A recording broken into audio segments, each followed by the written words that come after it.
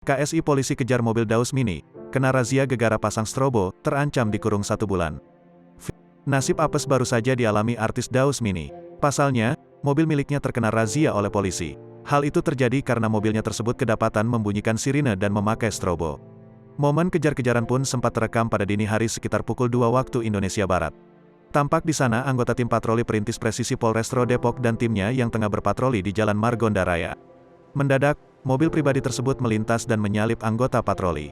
Tadi malam sekitar pukul 2 waktu Indonesia Barat dini hari ditemukan kendaraan pribadi menggunakan sirine strobo, kata Joni Eka Putra selaku Kasat Lantas Polres Depok, dilansir Tribun Style dari YouTube populer seleb pada Jumat, tanggal 11 Maret tahun 2022.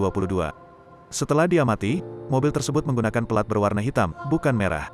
Alhasil, aksi kejar-kejaran pun terjadi. Polisi lantas berhasil memberhentikan mobil tersebut yang diketahui milik Daus Mini. Seperti diketahui, penggunaan sirine dan strobo hanya diperuntukkan bagi kendaraan-kendaraan khusus, seperti kendaraan dinas. Sehingga sudah jelas jika mobil milik Daus Mini tersebut telah menyalahi aturan yang ada.